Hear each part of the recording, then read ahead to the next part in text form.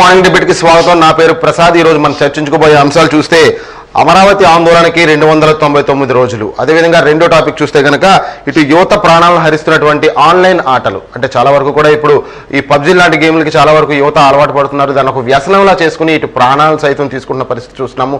నిన్న తిరుపతిలో ఒక యువకుడు తమ ఇంటి విడిచి అక్కడ ఉన్నటువంటి పరిస్థితుల దృష్ట్యా లేదంటే ఆటకు అలవాటు పడ అన్నటువంటి విషయం మీద అయితే కనుక ఉరివేసుకుని ఆత్మహత్య చేసుకున్న పరిస్థితి చూసాము. దీని మీద కూడా మన చర్చ కొనసాగుతుంది. అయితే మన చర్చలో పాల్గొనడానికి వచ్చారు మానసిక వైద్య నిపుణులు డాక్టర్ మూగి శ్రీనివాసరావు గారు, అదేవిధంగా వైసీపీ నుంచి దుర్గారావు గారు, అదేవిధంగా బీజేపీ నుంచి మల్లేశ్వర్ గారు కూడా హాజరయ్యారు. అయితే వెల్కమ్ టు వాజీ స్టూడియో. సార్, ముందుగా దుర్గారావు గారు మీరు చెప్పండి, అమరావతి ఆందోళనకి 299 రోజులు 299 రోజులు సుదీర్ఘమైన పోరాటం చేసినప్పటికీ కూడా వాళ్ళు ఆశించినటువంటి ఫలితం దక్కకపోగా వాళ్ళ మీద అరెస్టుల పర్వం, అదేవిధంగా చాలా వరకు ఉన్నటువంటి రైతులు ఆత్మహత్యలు చేసుకున్నటువంటి పరిస్థితి ఉంది అక్కడ. దాని గురించి ఇటు వైసీపీ తరఫున మీరేమనుకుంటున్నారు, ఒక విశాఖ వాసిగా మీరేమనుకుంటున్నారు? ఇది అమరావతి రాజధాని అనేది అది కృత్రిమ రాజధాని అండి. అది అక్కడ ఉన్న ప్రాంత వాసులు రియల్ ఎస్టేట్ వ్యాపారంలో కొనుక్కున్న భూములు ఎవరైతే కొనుక్కొని ఉన్నారో ఇక్కడ అమరావతి రాజధాని వస్తుంది అని తెలుసుకొని ముందస్తుగా ఒక టీడీపీ ఒక వ్యూహంతో అక్కడ వాళ్ళ తాలూకు అనుమానులు అందరూ కూడా కలిపి ఒరిజినల్ ఎవరైతే వ్యవసాయదారులు ఉన్నారో పట్టాదారులు ఉన్నారో వాళ్ళందరి దగ్గర నుంచి కూడా వీళ్ళందరూ కూడా ఒక రియల్ ఎస్టేట్ వ్యాపారం కోసము అక్కడ పెట్టుబడులు పెడితే మరింత అక్కడ రాజధాని వచ్చే అంశం కాబట్టి మరింత ఆస్తులు పోగేసుకోవడానికి వాళ్ళు కొనుక్కున్న భూములండి. వారు ఒక రైతులుగా కొంతమంది పెయిడ్ ఆర్టిస్టులు తీసుకొచ్చి అక్కడ కృత్రిమ ఉద్యమం సృష్టించి దాని ద్వారా లబ్ధి కలిగే విధంగా అక్కడ భూములు కాపాడుకునే విధంగా ఇది ఏదైతే చంద్రబాబు నాయుడు గారు కానీ వాళ్ళ తాలూకు అనుమాయులు కానీ అలాగే మీరు చూస్తూ ఉన్నారు. ఇప్పుడు 13 మంది జడ్జిలకి అక్కడ ప్లాట్స్ అలాట్ చేయడం జరిగింది చంద్రబాబు నాయుడు గారి టైంలో. అది రాజ్యాంగానికి విరుద్ధంగా ఎవరైతే అధికార రాజ్యాంగబద్ధమైన మంచి వ్యవస్థలో ఉన్నవారు ఇలాగా వారికి ప్లాట్లు కేటాయించడం కానీ ఇలాంటివన్నీ కూడా లోపభూయిష్టం జరిగి అది అవినీతికి పాల్పడి ఒక కుంభకోణం అండి. అది భారీ కుంభకోణం, దేశంలోనే అత్యంత ప్రమాదకరమైన పెద్ద కుంభకోణంగా మేము భావిస్తున్నామండి. అలాగే ఒక 29 గ్రామాలకే పరిమితం అండి అది కూడా ఉద్యమం కూడా. ఈరోజు మా జగన్మోహన్ రెడ్డి గారు అన్ని ప్రాంతాలని సమన్యాయంతో పరిపాలనా వికేంద్రీకరణ భాగంలో 3 రాజధానులు అంటే అక్కడ రాజధాని తీయడం అనేది జరగదండి. అక్కడ శాసన రాజధానిగా అక్కడ ఉన్న ప్రాంతాన్ని డెవలప్ చేసుకుంటూ అలాగే కర్నూలుకి న్యాయ రాజధానిగా ఇటేమో విశాఖని పరిపాలనా రాజధానిగా చేసుకుంటూ ఒక మంచి వినూత్నమైన ఆలోచనతోనే అన్ని ప్రాంతాలు అభివృద్ధి చెందాలన్న ఆలోచనతోని మా జగన్మోహన్ రెడ్డి గారు ఉన్నారండి. అది కృత్రిమ ఉద్యమానికి అంత మనం ప్రయారిటీ ఇవ్వాల్సిన అవసరం కూడా లేదండి. ఆ ఉద్యమంలో చాలా వరకు రైతులు ఉన్నారు, లేదంటే అక్కడ ఉన్నటువంటి స్థానికులు ఉన్నారని కూడా తెలుస్తుంది. అయితే వాళ్ళ చాలా వరకు ఆత్మహత్యలు చేసుకున్నారు. సడన్ గా గుండాగి చనిపోయిన వాళ్ళు కూడా చాలా మంది ఉన్నారు. నిన్న తాజాగా 2 రైతులకు గుండె ఆగి చనిపోయిన సందర్భం కూడా ఈ రోజు మన పత్రికలో చదివాం. దీని గురించి అంటే అంత మీరు సింపుల్ గా తీసి పారేస్తున్నారు ఆ కృత్రిమ ఉద్యమం అని చెప్పి. అయితే చాలా వరకు కూడా ఈ ఉద్యమం తారస్థాయికి వెళ్ళిన పరిస్థితుంది. ఆ రాజధాని మొత్తం కూడా ఆ పాలన అంతా కూడా అక్కడి నుంచే జరగాలన్నటువంటి ప్రధానమైన డిమాండ్.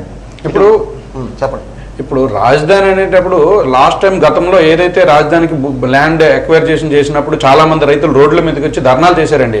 మేము రాజధానికి ఈ ప్రాంతానికి మేము భూములు ఇవ్వము, ఇక్కడ 3 పంటలు పండే ప్రాంతం ఇది, మేము వ్యవసాయానికి అలవాటు పడిపోయి ఉన్నాము, మీరు వచ్చి ఇక్కడ మా పచ్చని పొలాల్లో మీరు విచ్ఛిన్నం చేస్తూ మమ్మల్ని అన్యాయం చేస్తున్నారని ధర్నాలు చేసిన ఇవి ఉన్నాయండి. చాలా మంది మీ మీడియా ద్వారా మీరు వెళ్ళి ఒక పర్యటనకు వెళ్ళండి, మీరు అక్కడ లోకల్గా ఎంక్వైరీ చేయండి. చాలా మంది అక్కడ లోకల్ స్థానికులు కూడా చెప్తున్నా, మేము సోషల్ మీడియాలో వింటున్నాము, వాళ్ళందరూ కూడా ఇక్కడేమో ఆ రకమైన ఉద్యమం లేదండి, వారు ఏదో ఎక్కడెక్కడ భూములు కొనుక్కున్న వాళ్ళు వచ్చి వెళ్తున్నారండి, అంతకు మించి ఇదేం లేదు.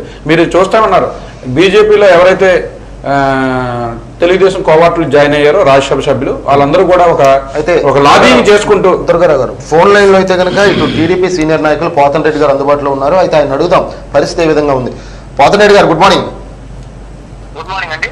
పోతన్ రెడ్డి గారు, ఇప్పుడు చూస్తే కనుక ఇటు అమరావతి ఉద్యమానికి కరెక్ట్ గా 299 రోజులు పూర్తి కావస్తుంది. రేపటితో 300 రోజులు పూర్తవుతుంది. అయితే ఈ నేపథ్యంలో ఇటు టీడీపీ అధినేత చంద్రబాబు నాయుడు గారు కూడా మీలాంటి అంటే మీ టీడీపీ శ్రేణులందరికీ కూడా ఒక పిలుపునివ్వడం జరిగింది. ఇటు వీడియో కాన్ఫరెన్స్ ద్వారా వివిధ రూపాల్లో 3 రోజుల పాటు నిరసనలు వ్యక్తం చేయాలని చెప్పిన పరిస్థితి ఉంది. మొదటి రోజు మామూలుగా ప్రెస్ మీట్లు పెట్టడం సాధారణ పరిస్థితి. రెండవ రోజు ఏంటంటే ఇటు పలు దేశ నాయకులకి అదేవిధంగా ఎన్టీఆర్ విగ్రహాలకు కూడా వినతి పత్రాలు అందజేయాలన్నటువంటిది ఒక నిరసనలో ఒక భాగం. అదేవిధంగా మూడో రోజు ఏదైతే ఎంఆర్ఓ ఆఫీసులు ఉన్నాయో సిటీలో నియోజకవర్గ వారీగా ఏవైతే ఎంఆర్ఓ ఆఫీసులు ఉన్నాయో ఆ ఎంఆర్ఓ ఆఫీసుల దగ్గర వివిధ రూపాల్లో మీరు నిరసనలు వ్యక్తం చేయాలి అన్నటువంటిది మీకు ఉన్నటువంటి ఆర్డర్, అవునా కాదండి? విశాఖపట్నంలో చూస్తే కనుక నిన్న ఈ రోజు ఎటువంటి ఉద్యమాలు చేశారు, రేపు ఎటువంటి ఉద్యమం చేయబోతున్నారు? ఇప్పుడు ఇది రైతుల యొక్క మనోభావానికి వాళ్ళ బాధలకి సంబంధించినటువంటి విషయం సార్. అసలు ఈ రాష్ట్రంలో ప్రజాస్వామ్యం బ్రతికుందా?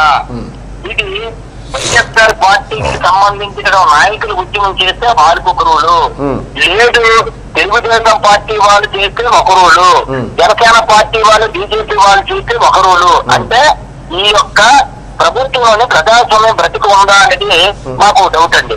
ఒక్కటి విషయం మాత్రం మేము చెప్తా ఉన్నాము, మేము ముందు నుంచి కూడా ఒకటే స్టాండ్. ఏదైతే ఆ రోజులో రైతులు స్వచ్ఛందంగా భూములు రాజధాని నిలిచినందుకు నేర లేదు, కూర్చున్నందుకు కుర్చీ లేదు అని రాజధానికి రైతులు భూములు ఇచ్చారో వారికి న్యాయం జరగాలని మేము ముందు నుంచి చెప్తున్నటువంటి విషయం. లేదు, ఈ ప్రాంతంలోని ఇంకా రైతులకి అనేకమైన డెవలప్మెంట్స్ గురించి రాష్ట్ర ప్రభుత్వం భూములు అడుగుతా ఉన్నది.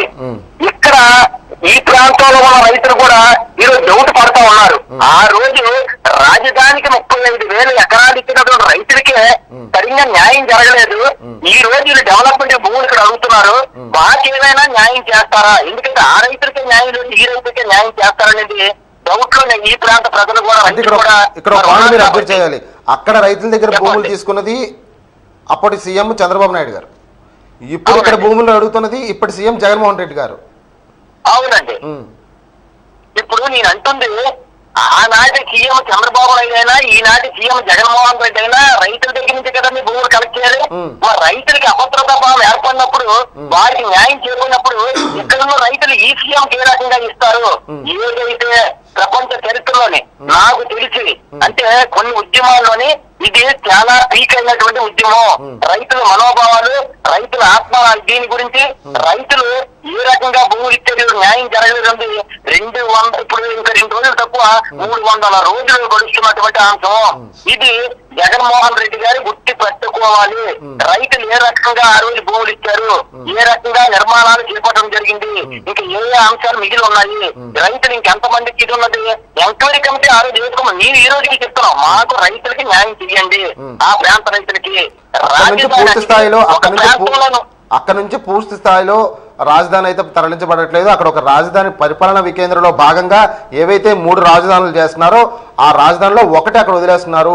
కాబట్టి అక్కడ రాజధాని పరపతి అలాగే ఉంటుందని చెప్పి ఇటు వైసీపీ వాళ్ళ వాదన. అది కూడా ఇప్పుడు మన దగ్గర మన స్టూడియోలో అయితే కనుక వైసీపీ నాయకులు దుర్గారావు గారు కూడా ఉన్నారండి. అయితే దుర్గారావు గారు చెప్తున్న వాదన ఏంటంటే అది చాలా చిన్న ఉద్యమం, దాన్ని పెద్దగా అబ్రాడ్ చేసి చూస్తున్నారు, అంత అవసరం లేదని చెప్తున్నారు.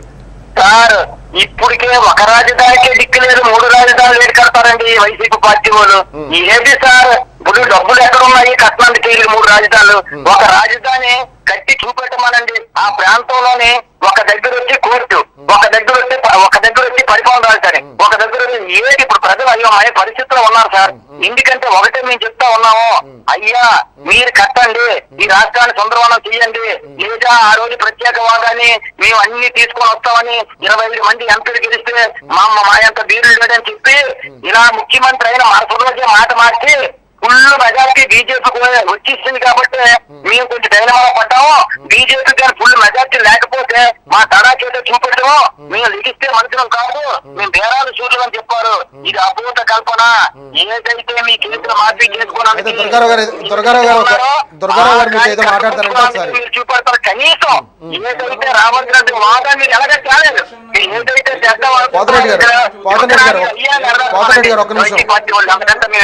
ఉద్యమంలో యూటర్న్ తీసుకొని మరి జగన్మోహన్ రెడ్డి గారు ఏదైతే ప్రత్యేక హోదా ఉద్యమాన్ని తీవ్రతరం చేశారో చంద్రబాబు నాయుడు గారు భయభ్రాంతులకు గురయ్యి అతను ఏదైతే ప్రత్యేక హోదా వద్దు మాకు ప్యాకేజీ ముద్దు అని చెప్పేసి కోడలు మగబిడ్డని కంటానంటే ఏ అత్త వద్దంటదని ఇలాంటి మాటలు ఆడిన వ్యక్తి మరి ఆ రోజు జగన్మోహన్ రెడ్డి తాలూకా ఉద్యమం చూసి భయపడి జనాల్లో మనం పలచన పడిపోతున్నామో అని చెప్పేసి మరి అదే నరేంద్ర మోడీ గారి మీద ఎదురుదారి చేసేసి నేను ధీరుణ్ణి, నీకంట సీనియర్ని, నీకంట రాజకీయ పరిణితి ఉన్నవాడిని అని చెప్పి ఏదైతే ప్రత్యేక హోదా కోసం మళ్ళీ ఈ నవనిర్మాణ దీక్షలని లేకపోతే న్యాయ పోరాట దీక్షలని చేసి ప్రజాధనాన్ని దుర్వినియోగం చేసుకొని వారు మరి చంద్రబాబు నాయుడు గారిని చూసాం. మరి ఈ రోజు అదే చంద్రబాబు నాయుడు గారు ప్రతిపక్షంలో ఉండేటప్పుడు మరి పోరాడాలి కదా ఆయన కూడా ప్రత్యేక హోదా మీద.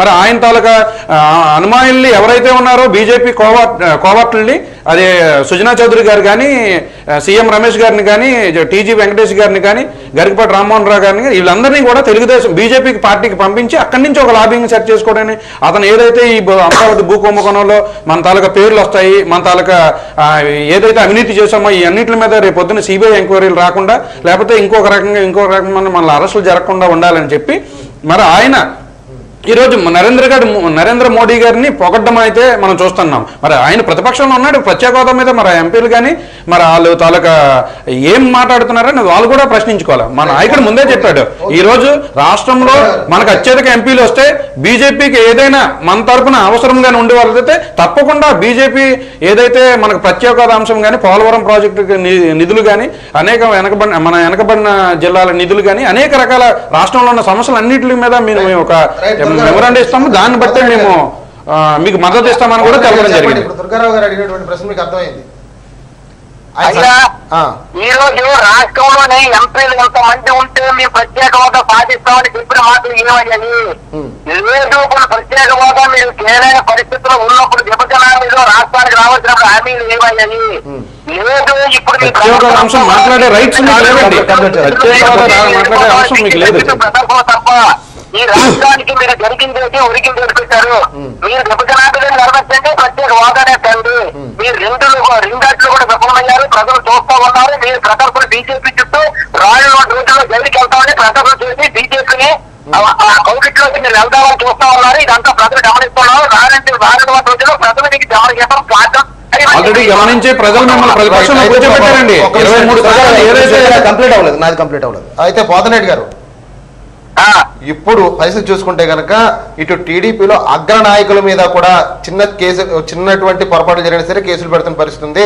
అంటే వాళ్ళు ఏవైతే ఇప్పుడు కోవిడ్ నిబంధనలు ఉన్నాయో వాటిని ఉల్లంఘించినట్టయితే కనుక ఇటు దివాకర్ లాంటి వ్యక్తుల మీద కూడా జైలు పంపించిన సందర్భాలు మనం చూసాం, అవునా కాదా? అయితే వినండి, ఇప్పుడు విశాఖ సిటీకి సంబంధించి సిటీలో రేపు కానీ మీరు ఉద్యమాలు చేసినా, ఈ రోజు ఉద్యమాలు చేసినా ఇటువంటి అరెస్టులు జరిగితే మా భవిష్యత్తు ఏమైపోతుంది అన్నటువంటి భయాందోళన అయితే కనుక ఇటు టీడీపీ పై ఉన్నదన్నటువంటిది ఒక వాదన. దాన్ని మీరు సమర్థిస్తున్నారా, లేదంటే లేదు ఎంత ఉద్యమానికి చెప్పండి. కొవ్వొత్తులు గాంధీ విగ్రహం దగ్గర, అంబేద్కర్ విగ్రహం దగ్గర 10 మంది చేస్తే ఈ కోవిడ్ నిబంధనలు కేసులు కింద పెట్టారు సార్ మమ్మల్ని. ఇదే వాక్స్మన్ గణేష్ కుమార్ గారు 1000 మందితో బైక్ ర్యాలీ చేస్తే వారికి కోవిడ్ నిబంధనల కేసులు లేవు, ఎవరికి మాస్కులు లేవండి. అలాగా ఆ పార్టీ వాళ్ళు ఫంక్షన్లు, పుట్టినరోజులు, పెళ్లి వేడుకలు, లేకపోతే పార్టీలు, గానా బజానాలు వైఎస్ఆర్ పార్టీ వాళ్ళు చేసుకున్నా సరే వారికి కోవిడ్ కేసులు ఏమీ లేవు. ఇతర పార్టీ వాళ్ళు, జనసేన వారు కానీ, ఇతర టీడీపీ కానీ, ఇంకా తక్కువ పార్టీ వారు చిన్న సిపిఎం కానీ, సిపిఐ కానీ తీసుకుంటే చిన్న దానికి కూడా కోవిడ్ కేసులు పెట్టారు. నాకు 2 కేసులు పెట్టారు ఇప్పుడు కోవిడ్ కేసులు. నేను కేవలం చెప్తున్నాను, ప్రజాస్వామ్య విలువలు పాతాల్లో తొక్కబడ్డాయి. ఇక్కడ కేవలం కూడా అధికార పార్టీకి అధికారులు కానీ, పోలీసులు కానీ కొమ్ము కాస్తా ఉన్నారు. చేసుకున్నట్టు ఉద్యమాలు కూడా ఇది కోవిడ్ కేసులు పెడతారు. పెట్టినా సరే రైతుల పక్షాన పోరాడతాం, అంతిమ విజయం రైతులు అందే వరకు కూడా మేము నిరంతరం కూడా తెలుగుదేశం పార్టీ తరఫున ఉద్యమాలు చేపడతాం, నిరసన చేపడతాం, ధర్నాలు చేపడతాం అని మీ ద్వారా వైఎస్ఆర్ పార్టీకి హెచ్చరిస్తా ఉన్నాం. ఇంకొక సందేహం అండి, ఇప్పుడు విశాఖ అంటే ఇప్పుడు మీరు చేస్తున్న ఉద్యమాలు ఏంటంటే ఇక్కడ అమరావతిలోనే రాజధాని కొనసాగించాలన్నటువంటిది మీ ప్రధాన డిమాండ్. ఈ డిమాండ్ తో విశాఖలో కానీ చేసినట్టయితే ప్రజలు కూడా తిరగబడే అవకాశం ఉందని చెప్పి కొన్ని వాదనలు వినిపిస్తున్నాయి. ఎందుకంటే ఇటు విశాఖ రాజధాని కావద్దు అన్నటువంటి వాదన అయితే టీడీపీ అవలంబిస్తున్నటువంటి చిన్న ఆరోపణ ఉంది. అదేవిధంగా ఇప్పుడు ప్రజల్లో కూడా చాలా వరకు అసంతృప్తి ఉన్నటువంటి సందర్భం ఉంది. దీని గురించి ఏమంటారు? మీరు క్లారిటీగా మేమైతే నా వ్యక్తిగత అభిప్రాయం అయితే విశాఖలో రాజధాని నేను ఒకటే చెప్తున్నాను సార్, ముందు రాజధాని వెనకబెట్టలేకపోతున్నారు. ఆ ప్రాంతంలో రైతులకు న్యాయం చేయండి, మీరు ఎక్కడైనా రాజధాని పెట్టుకోండి. ఎవరు ఉన్నారంటే ఒక రాజధానికి దిక్కు లేదు, 3 రాజధానులు మీరైతే చేస్తారు? ఒక ఇల్లు చక్క పెట్టలేకపోతే 10 ఇల్లు చక్క పెట్టగలరా? దీనికి ఎంత బడ్జెట్ అవుతుంది? ఎంత బడ్జెట్ ఈ రోజు వరకు బీజేపీ రావాల్సినటువంటి మనకి హామీలు కానీ డబ్బులు కానీ తేలేకపోతున్నారు. ఇంకా ఒక రాజధాని నిర్మాణం లేకుండా 3 రాజధానులు మీరు ఎక్కడ కడతారని ప్రజలు భావిస్తూ ఉన్నారండి. ఇవన్నీ మాట కాదు. రాజధాని విశాఖలో కడతాము, విజయవాడ రైతులకి మేము న్యాయం చేస్తామని చేయాలి, పాలిస్తాము.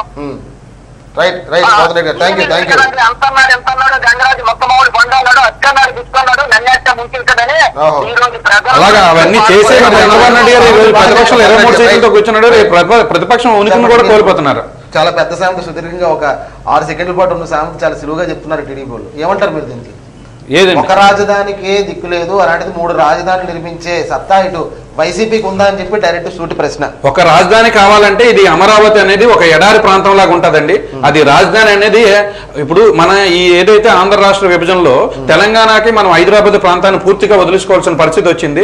మన ఆంధ్రప్రదేశ్ 1956 నుంచి నేటి 2014 వరకు అనేక రకాలుగా మన ఆంధ్ర రాష్ట్రంలో మిగతా జిల్లాల నుంచి వచ్చిన పనులన్నీ కూడా అటు హైదరాబాద్ కేంద్రంగా ఉండి అక్కడ డెవలప్మెంట్ చేశామండి. మనం అందరం కూడా ఉమ్మడి ఆంధ్రప్రదేశ్ కి మనకి ఒక రాజధాని హైదరాబాదే మన రాజధాని అని చెప్పి మనం అందరం నమ్మి మనం తెలుగు రాష్ట్రాలు 2 కూడా తెలుగు మాట్లాడే వారందరికీ కూడా ఒక రాష్ట్రం ఉండాలని ఎప్పటికీ విడిపోకూడదనే ఆలోచనతోనే హైదరాబాద్ను డెవలప్ చేయడం జరిగింది. మీరు ఈరోజు హైదరాబాద్ను డెవలప్ చేస్తున్న మన ఎక్కడి నుంచి ఏ జిల్లాల నుంచి వచ్చిన నిధులండి అవన్నీ మనం ఈరోజు మన తాలూకా పన్నుల ద్వారా ఈరోజు హైదరాబాద్ నిమిత్తమైందండి. మరి ఈరోజు మన పరిస్థితి ఏమైందండి? వాళ్ళు గంటపై ఇంతకు ముందు ఉమ్మడి మద్రాసు రాష్ట్రంలో అటు చెన్నైని డెవలప్ చేస్తే మళ్ళీ ఆంధ్ర ప్రాంతాన్ని 1953లో విడదీశారండి. అప్పటి నుంచి ఏదో మనం 56లో మధ్యలో మన రాష్ట్రాన్ని డెవలప్ చేసుకున్న ఒక అవకాశం వచ్చిన సమయంలో అప్పుడు పెద్దలు ఉమ్మడి ఆంధ్రప్రదేశ్ ని ఏర్పాటు చేసి మన హైదరాబాద్ ప్రాంతాన్ని గుర్తించాను. మరి ఈ రోజు కూడా ఏదైతే మనం ఆర్థికంగా రెవెన్యూ లోటుతో వచ్చాము, మనకు పరిస్థితులు ఎక్కడ కూడా భవనాలు కానీ ఏం మంచి డెవలప్మెంట్స్ కానీ లేవు. అలాంటి టైంలో ఉమ్మడి మన ఆంధ్రప్రదేశ్కి ఒక అమరావతి రాజధాని ఏర్పాటు చేసి అదొక ఎడారి ప్రాంతం అండి. అక్కడ రాజధాని నిర్మించాలంటే కనీసం 1,10,000 కోట్ల పైబడి మనకి వ్యయం అవుతుందండి. మరి అలాంటిది ముందే చెప్పాడు జగన్మోహన్ రెడ్డి గారు ఆ రోజు శాసనసభలో 30,000 ఎకరాలు ప్రభుత్వ భూమి ఉన్న దగ్గర మీరు రాజధాని పెట్టండి, ఏదైనా అటవీ భూములు ఉంటే డీనోటిఫై చేసి పెట్టండి తప్ప రైతుల్ని ఇబ్బంది పెట్టి రైతుల తాలూకా భూములు లాక్కోవద్దని చెప్పి మీరు కావాలంటే ఆ రోజు శాసనసభలో జగన్మోహన్ రెడ్డి గారు ప్రతిపక్ష నాయుడుగా ఉన్న క్లిప్పింగ్ చూడండి, పూర్తిగా చూడండి. ఏదో ఆఫ్ బిట్ ఏదో చేసుకుని మేము సమ్మతిస్తున్నాము ఇలాంటివి చెప్పి సోషల్ మీడియాలో దుష్ప్రచారం చేయడం అనేది భావ్యం కాదు. ఈ రోజు 3 ప్రాంతాల అభివృద్ధికి మేము చెప్తామండి. ఒక రాజధానికి దిక్కు లేదు, 3 రాజధానులు ఏంటండి? ఈ రోజు 3 రాజధానుల ప్రాంతం అంటే విశాఖ ఆల్రెడీ అభివృద్ధి చెందిన నగరం అండి. ఈరోజు కోల్కతా కానీ ఇటు చెన్నై కానీ ఇటు బెంగళూరు కానీ ఇటు హైదరాబాద్ కానీ ఇటు భువనేశ్వర్ కానీ వీటితో పోటీ పడాలంటే ఆ నగరము మన విశాఖ నగరం అండి. ఈరోజు 10,000 కోట్ల పెట్టుబడి పెడితే ఈరోజు మన విశాఖపట్నం నగర రాజధాని ఇటు చెన్నై ఇటు బెంగళూరు ఇటు భువనేశ్వర్ అన్ని ప్రాంతాలని కూడా మరి ధీటుగా ఎదుర్కొనే రేపు హైదరాబాద్ రాజధానికి తలసరి ఆదాయం వచ్చే విధంగా మన ఈ విశాఖ నగరం ఉంటుందండి. 10,000 కోట్లతో రాజధాని పూర్తయ్యే నగరంగా విశాఖపట్నం ఉంటుందండి. అలాగా జగన్మోహన్ రెడ్డి గారు వినూత్న ఆలోచనలు చేసుకొని ఈ యొక్క విశాఖపట్నానికి కార్యనిర్వహణ రాజధాని, అటు కర్నూలు కూడా రాయలసీమ వెనకబడిన జిల్లాలు కాబట్టి ఆ ప్రాంతంలో న్యాయ రాజధాని పెట్టి అక్కడ కూడా డెవలప్ చేయాలి. ఇటు ఒక అమరావతి కేంద్ర బిందువు అయిపోయి అక్కడి నుంచి మళ్ళీ ప్రాంతాల మధ్య కార్యాలు వచ్చి మళ్ళీ కూడా వెళ్ళిపోయే పరిస్థితులు రావచ్చండి. మళ్ళీ ఇంకో ఉద్యమాలు పుట్టకూడదని నాయకుడు ఏంటంటే ఒక తండ్రిగా 5 పిల్లల సంతానం ఉండేటప్పుడు 5 పిల్లల్ని సమాన దృష్టితో చూసే ఆలోచన చేయాలండి నాయకుడు అనేవాడు. అలాగే జగన్మోహన్ రెడ్డి రోజు అన్ని ప్రాంతాల్లో సమన్యాయం చేయాలని ఏదో 29 గ్రామాల్లో ఒక సామాజిక వర్గమో లేకపోతే ఒక తాలూకా అనుమాయిలో పెట్టుకొని ఒక రాజధాని సృష్టించుకొని అందులో ఒక మాఫియాను సృష్టించుకొని ఇది ఒక కుంభకోణం, భారీ కుంభకోణం అండి దేశంలో. ఈ రోజు మరి జగన్మోహన్ రెడ్డి గారు మీరు సుప్రీంకోర్టు బాబ్డే గారికి ఆయన లేఖ రాయడం జరిగింది. చూడండి అందులో మీరు అంశాలు పరిశీలిస్తే ఒక్కొక్కరు ఒక జడ్జీలు చంద్రబాబు నాయుడు గారితో ఉన్న అనుబంధాలు ఎన్వి రమణ గారు కానీ మనం మీడియాలో ఇలాంటి అంశాలు చూస్తే మల్లేశ్వర్ గారు మీరు చూశారు ఇటు అధికార ప్రతిపక్షాల పార్టీలకు సంబంధించి మనం జరుగుతున్నటువంటి సందర్భం చూశారు. అయితే ఇప్పుడు మనతో ఫోన్ లైన్లో మాట్లాడడానికి మాజీ మంత్రి టీడీపీ సీనియర్ నాయకులు అయ్యనపాత్రుడు గారు కూడా లైన్లో ఉన్నారు. సార్ నమస్కారం. సార్ హలో హలో సార్, నమస్కారం సార్. నమస్కారం, చెప్పండి. అదే ఇప్పుడు చూస్తే గనక ఇటు అమరావతి ఆందోళనకు 299 రోజులు పూర్తిగా వస్తుంది. రేపటితో 300 రోజులు అవుతుంది. అవునండి. దీని సందర్భంగా ఇప్పుడు రైతులు చాలా వరకు ఆందోళన చెందుతున్నారు. ఆ రైతులకు న్యాయం చేయాలి అన్నటువంటి ఆలోచనతో నేను ముందుకు వచ్చానని చెప్పి మీ పార్టీ అధినేత చంద్రబాబు నాయుడు గారు చెప్తున్నారు. అదేవిధంగా 3 రోజుల పాటు వివిధ రూపాల్లో ఇటు ప్రజల్లో చైతన్యం తీసుకురావాలంటే ఉద్దేశంతో కొన్ని కార్యకలాపాలు కూడా నిర్వహిస్తున్నారు. అందులో భాగంగా ఇటు ప్రెస్ మీట్లు పెట్టడం, అదేవిధంగా ఇటు ఏవైతే దేశ నాయకుల విగ్రహాలు ఉన్నాయో ఆ విగ్రహాలకి వినతి పత్రాలు అందజేయడం, అదేవిధంగా 3 నియోజకవర్గాల్లో ఉన్నటువంటి ఎంఆర్ఓ కార్యాలయాలు ఎదుట వివిధ రూపాల్లో నిరసన వ్యక్తం చేయడం. Right sir. ఇప్పుడు మామూలుగా సాధారణంగా కోవిడ్ నిబంధనలు ఉన్న నేపథ్యంలో మీరు కూడా 2-3 ధర్నాల్లో చవి చూశారు. ఇప్పుడు ఇటువంటి ధర్నాలు చేస్తే కనుక మళ్ళీ అరెస్టులు చేసే భయం మాకు కలుగుతుంది, మమ్మల్ని ఎవరు బయటకు తీసుకొస్తారు, మా రాజకీయ భవిష్యత్తు ఏమవుతుందని చెప్పి ఇటు టీడీపీ వాళ్ళు కూడా చిన్న ఆందోళన ఉన్నది అని చెప్పి వైసీపీ వాళ్ళు వాదన. దీని గురించి మీరు ఏమంటారు? హలో, చెప్పండి సార్. ఇప్పుడు ఏంటంటే ఒకటే ఇష్యూ అండి. ఆ రోజు రాజధాని అమరావతిలో పెట్టాలని చెప్పి పెద్దలందరూ నిర్ణయం తీసుకున్నారు. ఈ ముఖ్యమంత్రి జగన్మోహన్ రెడ్డి కూడా ఆ రోజు రాజధాని అమరావతిలో ఉండాలని చెప్పి నిర్ణయం చెప్పాడు. చెప్పిన తర్వాత చంద్రబాబు నాయుడు మీద గౌరవంతో అక్కడ రైతులు 29,000 మంది రైతులు 34,000 ఎకరాలు ఇచ్చారు, గవర్నమెంట్ ల్యాండ్ కాకుండా.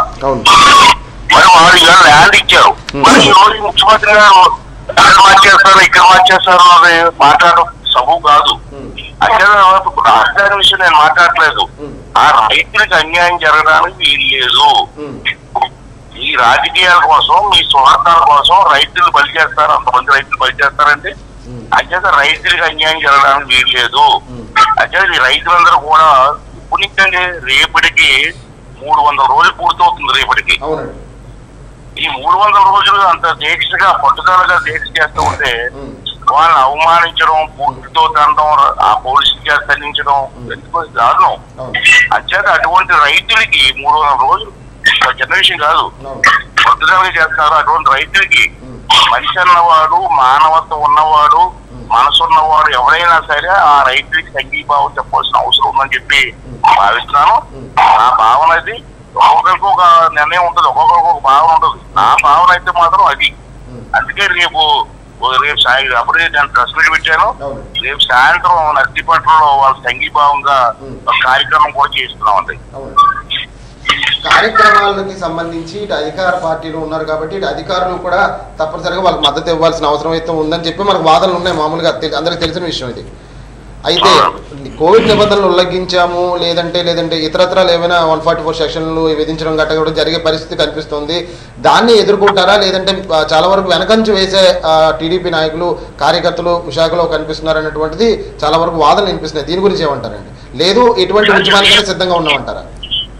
మీరు వ్యక్తిగతంగా తీసుకోకండి. నా వ్యక్తిగత అభిప్రాయం అది. వాళ్ళ వ్యక్తిగత అభిప్రాయం ఏదో వాళ్ళ ఇష్టం. నాకు అయ్యన్న బాధ్యుడుగా నా వ్యక్తిగత అభిప్రాయం నాది.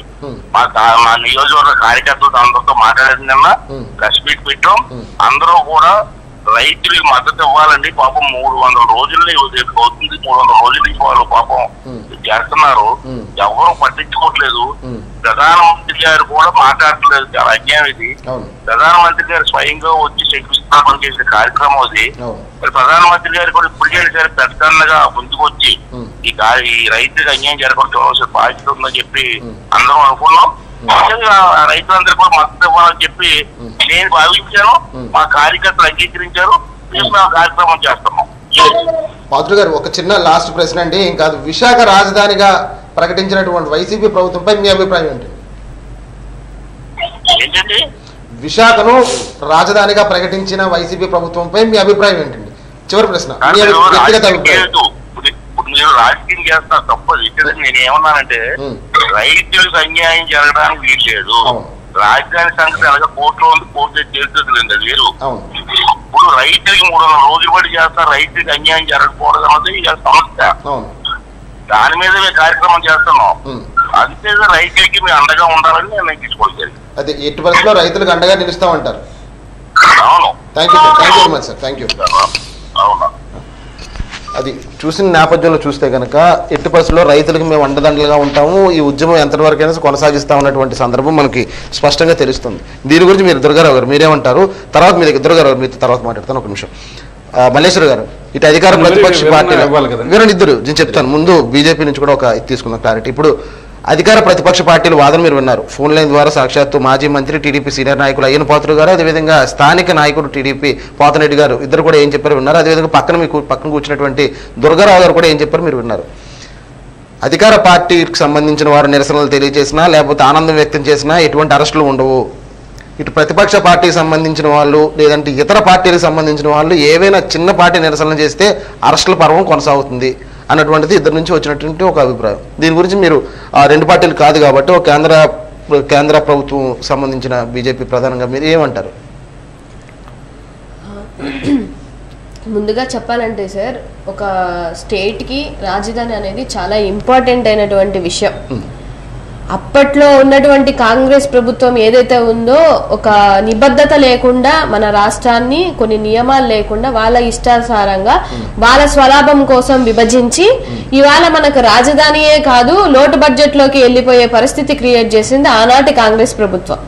గత ప్రభుత్వంతో కంపేర్ చేస్తే ఇవాళ వీళ్ళందరూ రైతుల యొక్క సంరక్షణ, రైతుల కోసము, వాళ్ళ కోసం నిరసనగా మేము ఇవాళ వచ్చి 300 రోజులు నేను పరిపాలిస్తున్నా అంటే యుద్ధాలు చేస్తాము వీటి కోసం వాళ్ళకి అన్యాయం జరగకుండా మాట్లాడుతున్న టీడీపీ మరి 5 సంవత్సరాలు ఉన్నప్పుడు ఆ రోజు ఏం చేయగలిగిందండి? రాజధాని అనేది అదేదో అంటే ప్రభుత్వం మారే కొద్ది రాజధానులు మారిపోతూ ఉన్నాయి. ప్రజలు కూడా ఒక కన్ఫ్యూజన్ లో ఉన్నారు గత 10 సంవత్సరాల నుంచి. ఇప్పుడు మనం సిగ్గుచేట ఏంటంటే మనకంటూ ఒక ప్రత్యేక రాజధాని లేదు. ఇప్పుడు రాజధాని ఏది అంటే ఏం చెప్తామండి? ఈ క్వశ్చన్ ప్రతి ఒక్క ఆంధ్రప్రదేశ్ నుంచి ప్రతి ఒక్కరు ఫేస్ చేస్తున్న ప్రాబ్లం ఇవాళ. అంటే ఒక రాజధానియే లేదు చక్కగా అనుకున్నప్పుడు అవతల కంట్రీస్ నుంచి కానీ లేకపోతే ఇన్వెస్టర్స్ ఎలాగొస్తారు, మన డెవలప్మెంట్ ఎలా అవుతుంది, మన యూత్ కి సంబంధించి కానీ రైతులకు సంబంధించి కానీ ఎంప్లాయ్మెంట్ అనేది ఏ విధంగా వస్తుందండి ఒక ప్రాపర్ రాజధాని లేనప్పుడు? వాళ్ళు ప్రభుత్వంలో ఉన్నప్పుడు రైతుల్ని ఇబ్బంది పెట్టిన పరిస్థితులు చాలా ఉన్నాయి. ఎందుకనంటే పచ్చగా పండుతున్న పంటని రాజధాని కోసం అని చెప్పేసి అప్పుడు ధర్నాలు జరిగాయి. అప్పుడు వాళ్ళు కూడా బాధపడుతూ కన్నీటితో పండుతున్న పంటల్ని అడుగుతున్నారు ఏంటి అని అన్న రైతులు ఉన్నారు. అలాగా సరే మన ఆంధ్రప్రదేశ్ రాజధాని కోసమే కదా మనం పంట పొలాలు ఇస్తున్నామని చెప్పేసి వాళ్ళకు వాళ్ళు నచ్చ చెప్పుకొని ఇచ్చిన పరిస్థితులు కూడా ఉన్నాయి. ఇప్పుడు వచ్చిన ప్రభుత్వం కూడా 3 రాజధానులు అని చెప్పేసి మళ్ళీ ఇప్పుడు ఒక ఈక్వేషన్ వేశారు. వాళ్ళ ఈక్వేషన్స్ బట్టి నేను చెప్తున్నాను. అంటే అప్పుడు ఆ ప్రభుత్వం అయినా సరే ఇప్పుడు ఈ ప్రభుత్వం అయినా సరే రైతుల కోసం లేకపోతే రైతుల పొలాల కోసం లేకపోతే ప్రజల యొక్క అభివృద్ధి కోసం ఏ ప్రభుత్వం కష్టపడిందని మనకి ఏ ప్రభుత్వం కష్టపడింది ఏం లేదండి. ఇప్పుడు కూడా వాళ్ళ స్వలాభాల కోసం అక్కడ ఎవరైతే రైతులకు ఇచ్చుకున్నారు నిజంగా రైతుల పొలాలా లేకపోతే నాయకుల పొలాలా లేకపోతే వాళ్ళకి సంబంధించిన ఇష్యూసా వాటి కోసం ప్రయత్నిస్తున్నారు తప్ప రాజధాని లేకపోతే రైతులకు న్యాయం జరగాలి అన్న పరిస్థితి ఏ నాయకుడికి లేదండి. రైట్. ఇప్పుడు నేను అడిగిన ప్రశ్న ఏంటంటే ఎగ్జాంపుల్ విశాఖపట్నం తీసుకుందాం. విశాఖపట్నంలో అరెస్టుల పర్వం అంటే స్టూడెంట్స్ తమకు కావాల్సినటువంటి ఒక ప్రధానమైన డిమాండ్ కోసం అని చెప్పి ఆంధ్ర విశ్వవిద్యాలయం ప్రధాన ద్వారం ఎదుట నిరసన వ్యక్తం చేస్తే వాళ్ళ మీద లాఠీచార్జ్ చేసిన సందర్భాలు ఒక వారం రోజుల క్రితం మనం చూసాం వైజాగ్లో.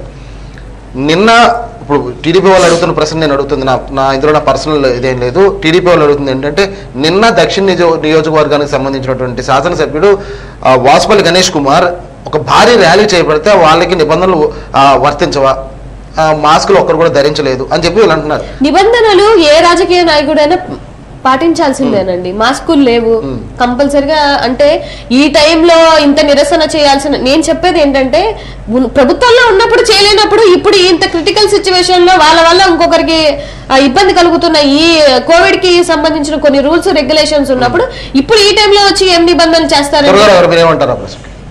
ఇప్పుడు గతంలో దీని గురించే చెప్పండి. అదే గతంలో అనేక సార్లు మేము ప్రత్యేక అంశంలో కానీ అనేక రాష్ట్రానికి సంబంధించిన అనేక సమస్యల మీద మేము పోరాడేటప్పుడు ఆ రోజు మమ్మల్ని ఎన్నో విధాలుగా లాఠీ చార్జీలు గురి చేయడం కానీ లేకపోతే మా మీద కేసులు పెట్టడం కానీ ఇప్పటికీ కూడా మేము ప్రత్యేక హోదా విషయంలో అయితే కోర్టుల చుట్టూ తిరిగే పరిస్థితులు ఉన్నాయి. అయితే గతంలో చంద్రబాబు నాయుడు గారు ఎప్పుడైతే ప్రత్యేక హోదా అంశంలో యూటర్న్ తీసుకున్నారో ఆ రోజు కూడా ఇప్పటి వరకు ప్రత్యేక హోదా మీద పోరాటం చేసిన ప్రతి ఒక్కరి మీద కూడా నేను ఈ కేసులు ఉపసంహరించుకున్నానని చెప్పే దాఖలా లేవు. మా జగన్మోహన్ రెడ్డి గారు వచ్చిన తర్వాత ఎవరైతే ప్రత్యేక హోదా ఉద్యమం మీద కేసులు పెట్టారో వాళ్ళందరికీ కూడా బేషరతుగా అవన్నీ మాఫీ చేస్తున్నామని చెప్పేసి కూడా మా ప్రభుత్వంలో ఇవ్వడం జరిగింది. అంటే ఇప్పుడు మీరు నిబంధనలకు ఏదైనా ఒక ఉద్యమం జరిగినప్పుడు నిబంధనలకు అనుగుణంగా చేయాలి. అది అధికార పార్టీ అయినా ప్రతిపక్ష పార్టీ అయినా ఎవరైనా. ఇప్పుడు ప్రస్తుతం ఉన్న సిచ్యువేషన్స్ లో మనం కొన్ని నిబంధనలు అయితే ప్రతి ఒక్కరు కూడా మీరు చూసే ఉన్నారు, ప్రతి ఒక్కరిలో కూడా మాస్క్ ఉంది. ఆటోమేటిక్ గా మీరు నిన్న వెలగపూడి రామకృష్ణ బాబు గారు కూడా పల్లా శ్రీనివాస్ గారు నిన్న ఏదో అక్కడ గాంధీ బొమ్మ ద్వారా చిన్న దీక్ష చేపట్టారు. మీరు చూడండి అక్కడ అందరూ కూడా క్లబ్ చేయ ఉన్నారు. ఇప్పుడు ఎవరైనా ఇప్పుడు అధికార పార్టీ ప్రతిపక్షం అంటే లేదండి, ఎవరు కాదు స్వయం నిబంధన చేసుకొని ఎవరు కాదు సామాజిక దూరం పాటించుకొని ఎవరు జాగ్రత్త వాళ్ళు వహించుకోవాలండి. ఇందులో అధికార పార్టీ చేస్తే ఒప్పు లేకపోతే నేను వెలగపూడి రామకృష్ణ బాబు గారు పల్లా శ్రీనివాస్ గారు మరి అక్కడే అదే వేదికలోనే అందరూ కూడా క్లబ్ అయ్యే ఉన్నారండి. అక్కడ కూడా పిల్లలతో చిన్న పిల్లలు కూడా తీసుకొచ్చి అదేదో ఇదిలాగా ఈరోజు నిన్న వాళ్ళు చేసిన దానికైతే ఈ విషయంలో మనం వివరణ ఇవ్వాలో లేదో మనకు తెలియదు, కానీ నిన్న వారు కూడా నిబంధనలకు విరుద్ధంగా అక్కడ ధర్నా చేయడం జరిగింది. కదా ఎందుకు ఎవరు చేయడానికి లేదు, మీరు చేయకుండా లేదని చెప్తున్నారు. మోగి శ్రీనివాసరావు గారు, మీ సందర్భం వచ్చింది. ఫైనల్ గా మీరు కంక్లూజన్ ఇవ్వండి. ఒక మానసిక నిపుణుడిగా, ఒక ప్రముఖ మానసిక నిపుణుడిగా మీరు ఏమంటారు? అసలు ఈ మైండ్ గేమ్ అంటారా లేదంటే దీన్ని ఏమంటారు అసలు? యాక్చువల్లీ అది అధికార పక్షమైనా ప్రతిపక్షమైనా ఎవరైనా సరే ఇప్పుడున్నటువంటి పరిస్థితుల్లో కోవిడ్ అనేది వైఎస్ఆర్సీపీకి ఫ్రెండ్, తెలుగుదేశంకి శత్రువు ఏం కాదండి. అది అందరికీ బంధువే, దగ్గర అయ్యే కొద్ది ఇంకా దగ్గర అవుతుంది. అట్లాంటి సంఘటనలు జరగడం అనేది చాలా దురదృష్టకరం. యాక్చువల్లీ ఏంటంటే ప్రజలు గమనిస్తుంటారు మనల్ని, మనం ఏం చేస్తున్నాం, మనం ఏం మాట్లాడుతున్నాం అనేది. సో అంటే అందంగా మాట్లాడడం వేరు, నిజం మాట్లాడడం వేరు. సో సత్యం మాట్లాడడానికి అరవాల్సిన అవసరం లేదు కదా, సున్నితంగా కూడా చెప్పచ్చు. సో ఇప్పుడు యాక్చువల్ అయితే ఇప్పుడు ఉన్నటువంటి కాల్కులేషన్ ప్రకారం కేసులు ఏవో తగ్గాయి అంటున్నారు, కానీ మరణాల రేట్ అయితే పెరిగింది. అంటే ఇక్కడ ఏమైందంటే కోవిడ్ అనేది చాలా వరకు పాజిటివ్ వస్తే భయపడుతున్నారు, నెగిటివ్ వస్తే సంతోషపడుతున్నారు. కానీ నెగిటివ్ వచ్చిన తర్వాత ఎస్పీ బాలసుబ్రహ్మణ్యం గారు చనిపోయారు, అలానే నెగిటివ్ వచ్చిన తర్వాత ద్రోణవరావు శ్రీనివాస్ గారు చనిపోయారు. సో అంటే ఇక్కడ ఏమనుకుంటున్నారంటే కరోనా అనేది నెగిటివ్ రిపోర్ట్ వచ్చినంత మాత్రాన్ని మీకు పూర్తిగా తగ్గినట్టు కాదు. దాని తాలూకు ఇన్ఫెక్షన్ అనేది ఇప్పుడు రీసెంట్ WHO సర్వే ప్రకారం ఏంటంటే 90 రోజుల నుంచి 120 రోజుల వరకు ఉంటుంది. చాలా జాగ్రత్తగా ఉండాల్సి, ఇప్పుడు అన్లాక్ అంటేనే చాలా ప్రమాదం. అంటే మనం లాక్డౌన్ లోనే ఇంట్లో ఉంటుండగానే అప్పుడప్పుడు రోజులో కొంత సమయం బయటికి వెళ్తేనే ఎన్నో కేసులు వస్తున్నటువంటి తరుణంలో ఇప్పుడు విపరీతంగా మేము రోడ్లెక్కేసి మాస్కులు పెట్టుకున్నంత మాత్రాన ఎక్కడ మీ కరోనాను ఆపగలరండి? మాస్కులు కాదు, కొంత డిస్టెన్స్ ఉండాలి. మినిమం 6 అడుగులు డిస్టెన్స్ ఉండమని ఎవరు 6 అడుగులు పాటిస్తున్నారు? పక్క పక్కన తోసుకొని పోతున్నారు. పోనీ ఒక ప్రాంతంలో ఉంటున్నారా అంటే ఒక ప్రాంతంలో ఉండట్లేదు. గుమ్ముగూడి అనేకమైన ప్రాంతాలకి వీళ్ళకున్నది ఏంటంటే మరొకరికి అంటించేస్తున్నారు. సో ఇక్కడ ఏంటంటే రాజకీయాలు ముఖ్యం కాదు, ప్రజల ఆరోగ్యం ముఖ్యం. ప్రజలు బాగుండాలి, అందులో మనం ఉన్నాం. ప్రజల కోసం వస్తున్నాం అని చెప్తున్నారు, ప్రజా సేవ కోసం వస్తున్నాం అని చెప్తున్నారు, కరోనాను వ్యాప్తి చేస్తున్నారు. ఇది కరెక్ట్ కాదు. ఎందుకంటే దీనివల్ల మీరు చేస్తున్నది ఒక తాత్కాలికమైనటువంటి ఒక్కరోజు ఆనందం కోసం మీరు ఏం మెసేజ్ ఇస్తున్నారు? అంటే కరోనాని వ్యాప్తి చెందించడానికా లేదు కరోనా కంట్రోల్ చేయడానికా? అంటే rule is rule for all అండి. ఎవరికైనా రూల్ ఒక్కటే. చట్టం అనేది అందరికీ చుట్టం కాదండి. మంచి చేసే వాళ్ళు ఖచ్చితంగా సమర్థించాలి, అది ఏ పార్టీ అయినా సమర్థించాలి. తప్పు చేసినట్లయితే అది ఏ పార్టీ అయినా సరే వాళ్ళకి తప్పని చెప్పాలి, అందులో తప్పు లేదు. ఎందుకంటే ప్రజలు మనల్ని గమనిస్తుంటారు, మనం ఏం మాట్లాడుతున్నాం, మనం ఏం చేస్తున్నాం అని. ఇప్పుడు లౌకికంగా మాట్లాడడం వేరు, అందంగా మాట్లాడడం వేరు, నిజం మాట్లాడడం. సో నిజం చెప్పాలంటే ఇప్పుడున్న పరిస్థితుల్లో అయితే మాత్రం అందరూ కూడా సామాజిక దూరం పాటించాలి, 6 అడుగుల దూరం ఉండాలి. మాస్కులు అనేవే కాకుండా ఖచ్చితంగా అనవసరంగా ఇప్పుడున్న పరిస్థితుల్లో అన్లాక్ అంటున్నారే కానీ ఇంట్లో ఉండడం చాలా వరకు శ్రేయస్కరం. ఎందుకంటే వ్యాక్సిన్ ఇంకా రాలేదు, ఆ వచ్చిన వ్యాక్సిన్లు కూడా ఇంకా పరిణితి చెందట్లేదు. కాబట్టి ప్రజలందరూ కూడా చాలా జాగ్రత్తగా ఉండాలి. కరోనా నెగిటివ్ రిపోర్ట్ వచ్చినా సరే దయచేసి ఇంకొక 20 రోజులు 30 రోజులు జాగ్రత్తగా ఇంట్లో ఉండి అవసరమైతేనే బయటకు రండి తప్ప అనవసరంగా ఈ సభలు సమావేశాలు విందులు వినోదాలకు కానీ వచ్చినట్లయితే మీ టికెట్ సిరిగిపోతుంది. అదే ఇప్పుడు మనం రెండో టాపిక్ వెళ్దాం. అయితే రెండో టాపిక్ లో యువత ప్రాణాలను హరిస్తున్నటువంటి ఆన్లైన్ ఆటలు అంటే ఎంత ప్రమాదకంగా మారిందంటే ఇటు మద్యం గంజా ఇవన్నిటికన్నా కూడా ఈ ఆన్లైన్ గేమ్స్ అనేటువంటి చాలా వ్యసనంగా మారుతున్నాయి. ముఖ్యంగా యువత దీన్ని బారిన పడుతున్నారు. దీని గురించి అయితే కనుక మనతో డిస్కస్ చేద్దాం. మోగి శ్రీనివాసరావు గారు ఒక మానసిక వైద్యునికులుగా ప్రస్తుత సిచ్యువేషన్లో నిన్న ఉదాహరణ చూసుకుంటే ఒక యువకుడు ఇంకా చాలా భవిష్యత్తు ఉంది పిల్లడికి. అలాంటి యువకుడు పబ్జి గేమ్ కారణంగా ఉరేసం జరగడం జరిగింది. ఇది ఏంటంటారు, ఇది ఎంతవరకు దారితీసే అవకాశం, సమాజంలో ఇటువంటి ఆన్లైన్ ఆటలు ఎంత ప్రభావితం చేస్తున్నాయి సమాజాన్ని? యాక్చువల్లీ ఇట్లాంటి ప్రోగ్రాంలో ఈ టాపిక్ పెట్టడం అనేది చాలా మంచి విషయం అండి. ప్రజలకి రాజకీయాలు ఎంత అవసరమో లేదో తెలియదు, కానీ ఆరోగ్యం పట్ల అవేర్నెస్ అనేది చాలా వరకు అవసరం. అందరూ కూడా ఏంటంటే శారీరక ఆరోగ్యం మీద శ్రద్ధ చూపుతారు తప్ప మానసిక ఆరోగ్యం మీద ఎవరు కూడా పట్టించుకోవట్లేదు. ఇప్పుడున్న పరిస్థితుల్లో నిన్న ఒక పిల్లాడు ఆత్మహత్య చేసుకున్నాడు తిరుపతిలో అనుకుంటున్నాం. విశాఖపట్నంలో కూడా చాలా మంది ఏంటంటే ఇటువంటి పబ్జీ గేమ్సే కాదు, ఇలాంటి రిలేటెడ్ గేమ్స్ చాలా ఉన్నాయండి. వీటి వల్ల ఏమవుతుందంటే వాళ్ళ తాలూకు మానసికమైనటువంటి పరిస్థితి అంతా కూడా చాలా వరకు దెబ్బతింటుంది. ముఖ్యంగా చిన్నపిల్లలు అంటే ఎవరైతే పరిణితి చెందినటువంటి జ్ఞానం లేనటువంటి పిల్లలు ఎవరైతే ఉన్నారో వాళ్ళైతే ఇంకా ఘోరం అండి. అసలు ఆ మొబైల్ ఇవ్వకపోతే ఇంట్లో భోజనం చేయలేని పరిస్థితి ఉంది, మొబైల్ ఇవ్వకపోతే ఇంట్లో తల్లిదండ్రులతో మాట్లాడలేని పరిస్థితి ఉంది. దీనివల్ల ఏమవుతుందంటే హింసాత్మకమైనటువంటి అంటే వాళ్ళలో ఉన్నటువంటి క్రూరత్వం బయటకు వస్తుంది. అంటే ఏమవుతుందంటే ఒక హెల్దీ సిచ్యువేషన్ లోకి పాజిటివ్ డిస్కషన్ చేసేటప్పుడు ఏ విధంగా ఫేస్ ఎక్స్ప్రెషన్స్ ఉంటాయి, అలాగే నెగిటివ్ డిస్కషన్ చేసినప్పుడు ఏ విధమైనటువంటి ఎక్స్ప్రెషన్స్ ఉంటాయని మనం గమనించినట్లయితే వీళ్ళు ఇట్లా ఫోన్ పట్టుకొని గేమ్ ఆడుతూ ఉంటే వాళ్ళ ముఖాలు చూస్తుండండి, వాళ్ళ హావభావాలు చూస్తూ ఉండండి, కళ్ళు ఎర్రబడుతుంటాయి, ఫేస్ చాలా సీరియస్ గా ఉంటది. కనీసం వాళ్ళ పక్కన భోజనం పెడితే భోజనం తినరు, అమ్మ పిలిస్తే పలకరు, నాన్న పిలిస్తే పలకరు. కనీసం వాళ్ళు ఏం చేస్తున్నారో తెలియక ఏమవుతుందంటే వాళ్ళ సబ్ కాన్షియస్ మైండ్ లో ఈ గేమ్ తాలూకా ఇంటరాక్షన్స్ ఏదైతే ఉన్నాయో అవన్నీ కూడా లోడ్ అయ్యి చివరకు వాళ్ళు మరిచిపోయి సూసైడ్ చేసుకునే పరిస్థితి వస్తుంది. ఖచ్చితంగా రీసెంట్లీ పబ్జి గేమ్ అనేది బ్యాన్ చేశారు, అయినప్పటికీ కూడా ఇంకా ఆల్టర్నేటివ్ గేమ్స్ పేర్లు అయితే మారుతున్నాయి కానీ అందులో ఉన్నటువంటి యాక్టివిటీ మాత్రం మారడం లేదు. సో ఒక మానసిక నిపుణుడిగా నేను ఇచ్చినటువంటి అడ్వైజ్ ఏంటంటే మీరు మీ పిల్లలతో గడపండి. ఇప్పుడు ఆన్లైన్ క్లాసులు అనేవి ఇప్పుడున్నటువంటి ఈ సమాజంలో ఇప్పుడున్న పరిస్థితుల్లో అంత కరెక్ట్ కాదండి. ఖచ్చితంగా మీరు మీ పిల్లలతో ఆన్లైన్ క్లాసులు నిజంగా అవసరమైనట్లయితే మీరు పక్కన ఉండండి, వారు ఏం మాట్లాడుతున్నారో వారు ఏం చూస్తున్నారో మీరు గమనించండి. లేకపోతే ఒక్క క్షణంలో ఏదో ఒక అన్వాంటెడ్ అడ్వర్టైజ్మెంట్ వస్తుంది, ఆ అడ్వర్టైజ్మెంట్ లో ఒక అశ్లీలత కనబడుతుంది, ఆ పిల్లడు అట్రాక్ట్ అవుతాడు, ఆ అమ్మాయి అట్రాక్ట్ అవుతుంది. తద్వారా ఏమవుతారంటే వీళ్ళకి ఇప్పుడు నెట్ అంతా చాలా ఫ్రీగా ఉంది, నెంబర్స్ అన్ని అనువుగా ఉన్నాయి. సో వీళ్ళేంటంటే ఆపోజిట్ జెండర్ అనేది ఆపోజిట్ జెండర్ లో ఉన్నటువంటి ఆ సబ్ కాన్షియస్ మైండ్ లో ఉన్నటువంటి థాట్స్ అప్పటి వరకు వినేవన్నీ ఇప్పుడు చూస్తున్నారు. ఈ చూసేవన్నీ ఏం చేయాలనిపిస్తుంది అంటే చేయాలనిపిస్తుంటది. సో గమనించాల్సింది ఏంటంటే దయచేసి టీచర్స్ కూడా మాక్సిమం ఏంటంటే ఈ ఆన్లైన్ క్లాసెస్ ఏవైనా ఉన్నట్లయితే వాళ్ళకి టెక్స్ట్ రూపంలో పిల్లలకి చెప్పాలి. లేదంటే వీళ్ళందరూ కూడా ఇప్పుడు తెలంగాణలో ఒక అద్భుతమైన ప్రోగ్రామ్ చేశారండి తెలంగాణ ప్రభుత్వం. వాళ్ళ ఆన్లైన్ క్లాసులు కాకుండా దూరదర్శన్ లో ఒక పర్టికులర్ సిబిఎస్ఈ సిలబస్ కి ఈ టైంలో ఈ ఛానల్లో ఈ పీరియడ్ వస్తుంది, అలానే సిబిఎస్ఈ సిలబస్ కి ఫలానా ఛానల్లో ఫలానాది వస్తుంది అని పెట్టుకోవాలి తప్ప ఆన్లైన్ క్లాసెస్ వలన ఇటువంటి పబ్జి గేమ్స్ వలన లేదంటే వీడియో గేమ్స్ వలన ఇంకా మరీ ముఖ్యంగా చెప్పాలంటే తల్లిదండ్రులు బిజీ అయిపోవడం వల్ల ఏంటంటే ఈ కార్టూన్ ఛానల్స్ ఎక్కువగా చూడడం వలన పిల్లలలో హింసాత్మకమైనటువంటి ప్రవృత్తి పెరుగుతుంది, వారిలో నేర ప్రవృత్తి పెరుగుతుంది, వైలెన్స్ నేచర్ పెరుగుతుంది. దయచేసి ఇప్పటి నుంచే మనం కంట్రోల్ చేసుకోకపోతే మీరు అంటే ప్రసార మాధ్యమం అంటే టీవీ ఒకప్పుడు టీవీకి అడిక్ట్ అయిపోయేవారు అనేవారు, ఇప్పుడు టీవీ కాదు మొబైల్కి అడిక్ట్ అయిపోతున్నారు. సో దయచేసి తల్లిదండ్రులు ఖచ్చితంగా ఆన్లైన్ క్లాసెస్ ని వ్యతిరేకించాలి. ఆన్లైన్ క్లాసెస్ లో మీరు కంపల్సరీ అనుకున్నట్లయితే పక్కన మీరు ఉండి గైడ్ చేసుకోండి. ఇంకొకటి ఏంటంటే ఎటువంటి గేమ్స్ కూడా ఈ విజువల్ గేమ్స్ అంటే ఫిజికల్ గేమ్స్ చాలా బెటర్ అండి. అంటే నిజంగా ఇప్పుడు మీరు ఇంట్లో ఏదైనా ఒక క్యారమ్ బోర్డ్ ఆడుకోండి, లేదంటే ఒక కబడ్డీ ఆడుకోండి, ఖోఖో ఆడుకోండి, లేదంటే కాసేపు మీ గ్రౌండ్ లో తీసుకెళ్ళండి, పార్క్ తీసుకెళ్ళండి.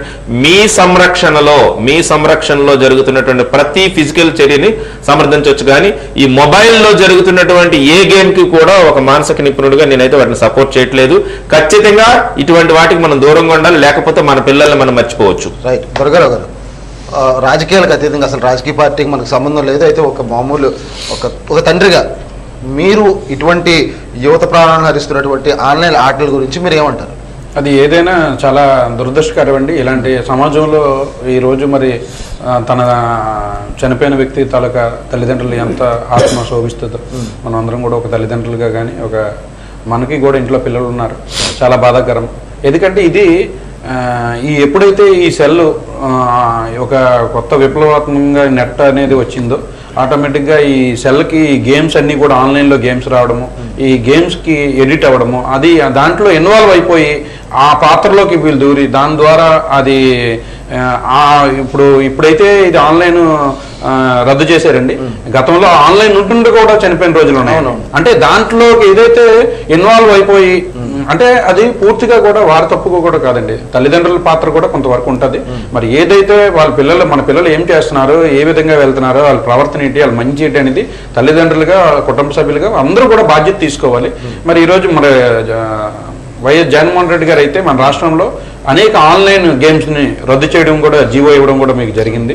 మరి కొన్ని రమ్మీ అని ఇలాంటి ప్యాకాట్ సంబంధించినవి కానీ ఇలాంటి ఆన్లైన్ గేమ్ అన్నింటినీ కూడా రద్దు చేయడం జరిగిందండి. అలాగే మన దేశ ప్రధానమంత్రి గారు అనేక ఆన్లైన్ రబ్బీ గేమ్ కానీ ఇలాంటివన్నీ కూడా చైనా యాప్స్ అన్ని కూడా నిషేధించడం జరిగింది. అది శుభ పరిణామం. కాకపోతే తల్లిదండ్రులుగా పిల్లలు ఈ మధ్య మరి ఆన్లైన్ క్లాసులు వచ్చిన కాడి నుంచి సెల్ల చేతిలో ఉంటుంది. మరి చాలా మంది తల్లిదండ్రులు ఇంటికాడ ఉన్న తల్లి ఉంటారు, తండ్రి అనేవాడు మాక్సిమం రోడ్డు మీద వారి జీవన విధానం, వారి జీవన పోషణానికి సంబంధించిన బయటకు తిరుగుతారు. కాబట్టి కొంతమంది లేడీస్ ఇంట్లో ఉంటారు, కొంతమంది తల్లిదండ్రులు ఇద్దరు కూడా ఇంట్లో ఉండలేని పరిస్థితి. వారి నాన్నమ్మలు కానీ అమ్మమ్మలు కానీ వారు చెప్పలేని పరిస్థితిలో ఉంటారు. ఏదో పిల్లలు ఆన్లైన్ చదువులు అనుకుని దాన్ని సెల్ చూసుకొని ఆన్లైన్ టీచింగ్ అయిపోయిన తర్వాత కూడా సెల్ వారి చేతిలో ఉంటుంది. పెద్దలు చెప్పినట్టు దాంట్లోని ఇంకా ఆ ఎడిటింగ్ వెళ్ళిపోయారండి. ఇంకా దాన్ని మరి తల్లిదండ్రులుగా కుటుంబ సభ్యులుగా మనం చేసుకోవాలి తప్ప ఇందులో ఇంకెవరు మార్చే పరిస్థితి అయితే లేదు. మేడం మల్లేశ్వర్ గారు మీరేమంటారు? ఒక యంగ్ డైనమిక్ లీడర్గా మీరేమంటారు ఇటువంటి పరిస్థితి? ఇప్పుడు ఈ ఆన్లైన్లకి సంబంధించిన వచ్చే ప్రతి గేమ్స్ ఏంటంటే అండి, నిజంగానే సార్ వాళ్ళు చెప్పినట్టుగా ఫస్ట్ నుంచే మనం స్టెప్ తీసుకుని ఉంటే ఇంతవరకు ఏంటంటే కంప్లీట్గా ఆ క్యారెక్టర్లో వాళ్ళు ఇన్వాల్వ్ అయిపోయి వాళ్ళని అవలంబించుకొని, సో ఆ క్యారెక్టర్ లాగానే ఇప్పుడు పబ్జీ ఉందనుకోండి, ఏంటండి అన్ని మిగతా క్యారెక్టర్స్ అన్ని చంపేయాలి. సో సార్ అన్నట్టు వాళ్ళ ఫేస్ ఎక్స్ప్రెషన్స్ కానీ వాళ్ళ లోపల ఆ ఫీలింగ్స్ కానీ నెగిటివ్ వేలో వెళ్ళే అవకాశాలు ఎక్కువ ఉన్నాయి. కాబట్టి ఒక గేమ్ ఓడిపోతే ఇరిటేట్ అయిపోయి మీరు కొన్ని వీడియోస్ చూడొచ్చు, ఒక గేమ్ ఓడిపోతే అదేదో ఇరిటేట్ అయిపోయి సెల్ ని పగలగొట్టడం, లేకపోతే సిస్టమ్ ని పగలగొట్టడం, అంటే అంతలోకి వెళ్ళిపోయారు. కాబట్టి ఇవాళ సూసైడ్ కాన్సెప్ట్ లోకి వెళ్ళిపోయి పిల్లలు సూసైడ్ చేసుకుంటున్నారు. ఎందుకంటే వాళ్ళు ఆ ఓటమని యాక్సెప్ట్ చేయలేక ఇవన్నీ. ఇప్పుడు ఆన్లైన్ క్లాసులు అంటారు, నిజంగా ఆన్లైన్ క్లాసెస్ వల్ల ఏ విద్యార్థికి ఎటువంటి ఇదైతే లేదండి. ఎందుకంటే ఆన్లైన్ క్లాసులో ఉన్నప్పుడు వాడు ఆన్లైన్ చాట్లోకి వెళ్ళిపోవచ్చు, వాట్సాప్లోకి వెళ్ళిపోవచ్చు, ఫేస్బుక్లోకి వెళ్ళిపోవచ్చు, మిగతా ప్రతిదీ యాక్సెస్ ఉంటుంది. ఏదో అటెండెన్స్ అప్పుడు మాత్రం వచ్చారనంటే వచ్చారన్నప్పుడు చేయి చూపిస్తారు తప్ప మిగతా టైంలో వాడు ఏం చేస్తున్నాడు పేరెంట్స్కి కూడా ఏం తెలుస్తుందండి. ఇప్పుడు పేరెంట్స్ ఏంటి ఆన్లైన్ క్లాస్లో వింటున్నాడు మా బాబు అని అనుకుంటారు తప్ప వాడు వెళ్ళిపోయి అవతల ఛానల్స్ చూస్తున్నాడు, లేకపోతే అవతల చాటింగ్ చేసుకునే ఆప్షన్ కూడా ఉందని ఎవరికీ తెలియదు. కొంతకాలం ఈ ఆన్లైన్ క్లాసుల్ని ప్రభుత్వం అనేది దూరం పెడితే మంచిది. ఎందుకంటే కొన్ని ప్రభుత్వాలు ఈ ఇయర్ ఎడ్యుకేషన్ ని తీసేశారు కొన్ని రాష్ట్రాలు. సో అది మనం ఇక్కడ కూడా ఆ అవకాశం ఉన్నట్లయితే ఇక్కడ కూడా చేస్తే బెస్ట్ అనేది నా ఒపీనియన్. ఎందుకనంటే ఇప్పుడు ఆల్రెడీ ఇది అక్టోబర్ అండి, సిలబస్ అయిపోయింది, సిలబస్ కూడా తగ్గించేస్తారు. లాస్ట్ ఇయర్ 10th ఫ్రీగా అంటే ఆటోమేటిక్ గా పాస్ చేశారు. ఇంకా ఎడ్యుకేషన్ సిస్టమ్ మీద కూడా విద్యార్థులకి ఎక్కడ వాళ్ళకి ఒక ఒపీనియన్ కూడా పోయింటది, స్కూలే కదా అనే సిస్టమ్ లోకి వెళ్ళిపోయారు. సో నేనేమంటానంటే వీలైతే ఈ ఆన్లైన్ క్లాసెస్ ఆపేసి ఈ ఇయర్ ఎడ్యుకేషన్ ని కూడా ఆపండి. మిగతా రాష్ట్రాలు తీసుకున్న డెసిషన్ మన రాష్ట్రం కూడా తీసుకున్నట్లయితే అది బెస్ట్ గా ఉంటుంది. అదే విధంగా ఆన్లైన్ గేమ్స్ మన పిల్లల చేతిలోకి ఆండ్రాయిడ్ మొబైల్ వెళ్ళింది అని అంటే ఆటోమేటిక్ గా వాళ్ళ వర్షన్ గానీ, వాళ్ళ బిహేవియర్ గానీ, వాళ్ళ యాటిట్యూడ్ గానీ, ఇప్పుడు సార్ అన్నట్టుగానే ఏదైనా సడన్ గా ఒక అన్వాంటెడ్ ఇమేజ్ వచ్చినా, అన్వాంటెడ్ వీడియో వచ్చినా డెఫినెట్ గా అది చెయ్యాలి, అలా బిహేవ్ చేయాలి అని అనేది హ్యుమానిటీ క్రైసిస్ లో ఎవరికైనా అనిపించేది. సో ఇవన్నీ దగ్గరుండి పేరెంట్స్ అబ్జర్వ్ చేయాలి. సో ఇదంతా జరగడానికి కారణం మెయిన్ థింగ్ ఏంటంటే ప్రభుత్వాలు నాకు తెలిసి ఈ ఆన్లైన్ క్లాసులు ఇప్పటితో ఆపితే సరిపోతుంది. అలాగే మన మోదీ గారు కూడా చైనాకి సంబంధించిన యాప్స్ ఏవేవైతే వచ్చారో అది టిక్ టాక్ కానీ, లేకపోతే ఇప్పుడు వచ్చిన పబ్జీ గేమ్స్ కానీ, వీటి వల్ల పిల్లలు ఇబ్బంది పడుతున్నారనే కాన్సెప్ట్ తోనే వాటిని రద్దు చేయడం జరిగింది. మీరు ఫైనల్గా ఇంకొక ముఖ్యమైన విషయం ఏంటంటే అండి,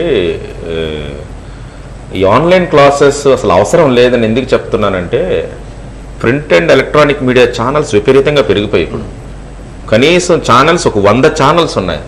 అంటే నేను ఒక ప్రైవేట్ ఛానల్లో ఉండి ఇట్లా మాట్లాడడం కరెక్టో కాదో నాకు తెలియదు. ఒక సామాజిక బాధ్యత కలిగినటువంటి ఒక వ్యక్తిగా నా అభిప్రాయం అయితే, ఈ ఫోన్స్ వల్ల పాడైపోతున్నారని అందరికీ తెలుసు, ప్రభుత్వాలకి తెలుసు, రాజకీయ నాయకులకి తెలుసు, ప్రజలకి తెలుసు. కానీ మరి బాధ్యత ఈ టీవీ ఛానల్స్ లేవా అని నాకు వచ్చిన. ప్రతి ఛానల్లో కనీసం ఒక్కొక్క పాఠం రోజుకొకటి చెప్పినా సరే హ్యాపీగా పిల్లలు చూస్తారు కదా. అన్ని ఛానల్స్ లో కనీసం ఒక గంట సమయం, అంటే ఇదొక అంటే మరి పలానా వ్యక్తితో డిబేట్ ఉందని ముందుగా చూపిస్తారు, పలానా వ్యక్తితో ముఖాముఖం ఉందని ముందుగా చూపిస్తారు. దీనివల్ల ఎంత ప్రయోజనం ఉందో తెలియదు కానీ నేటి బాలలే రేపటి పౌరులు అంటారు. విద్యా వ్యవస్థ కరెక్ట్గా ఉంటేనే నైతిక విలువలు వస్తాయి అంటారు. మరి అటువంటి విద్యా వ్యవస్థ సంవత్సర కాలం నుంచి మరుగున పడిపోతే ఈ మొబైల్ ఫోన్తో ఏం సాధించేస్తారండి? నథింగ్, ఏం చేయలేరు. కాబట్టి నా వ్యక్తిగత అభిప్రాయం అయితే ఇది ఒక సూచన అన్ని ఛానల్స్ కి కూడా, అన్ని ఛానల్స్ లో కూడా దయచేసి పిల్లల కోసం స్టేట్ సిలబస్ ని, సెంట్రల్ సిలబస్ ని, సిబిఎస్ సిలబస్ ని ఏదో ఒకటి ఎంచుకొని వారం కనీసం రోజులో ఒక గంట సమయమైనా మీరు చూపించినట్లయితే పిల్లలు బాగుపడతారండి. Right, thank you sir, thank you. మీ సలహా కూడా స్వీకరించే అవకాశం ఉంది. ఎందుకంటే గతంలో మన వాజీ ఛానల్ ద్వారా కూడా ట్యుటోరియల్ అని చెప్పి ఒక ప్రోగ్రామ్ కూడా నిర్వహించే వాళ్ళం. మళ్ళీ అది కంటిన్యూ చేద్దాం. Thank you very much. మా స్టూడియోకి వచ్చేందుకు కూడా చాలా థ్యాంక్ యూ వెరీ మచ్ అండి. అయితే ఇది రోజు మార్నింగ్ డిబేట్. అయితే కనుక ఇటు తెలుగుదేశం పార్టీకి సంబంధించి ఉద్యమాలకు ఎక్కడ కూడా వెనకంజ వేయము, ఎంతటి ఉద్యమానికైనా సంసిద్ధంగా ఉన్నాము. అటు రైతులకు అన్యాయం జరిగితే మాత్రం సహించము, వాళ్ళకి న్యాయం జరిగేంత వరకు కూడా రైతుల పక్షాల నుండి పోరాడతామని చెప్పి కూడా టీడీపీ సీనియర్ నాయకులు మాజీ మంత్రి అయ్యర్ పత్రుడు గారు కూడా ఇప్పుడు మన ఫోన్ లైన్లో చెప్పడం జరిగింది. అదేవిధంగా ఇప్పుడు ఆన్లైన్ గేమింగ్ సంబంధించి కూడా పూర్తి స్థాయిలో ఇటు ఆన్లైన్ వ్యవహారం అన్నటువంటి కాస్త తగ్గించుకుంటే కనుక ఇటువంటి ఆత్మహత్యలు అదేవిధంగా ఇటువంటి హత్యలు కూడా తగ్గే అవకాశం ఉందని చెప్పి నిపుణులు కూడా అభిప్రాయం వ్యక్తం చేస్తారు. ఇది ఈరోజు మార్నింగ్ డిబేట్. మళ్ళీ రేపు కొన్ని ప్రధానమైన అంశాలతో మీ ముందుంటాం. అంతవరకు సెలవు, నమస్కారం.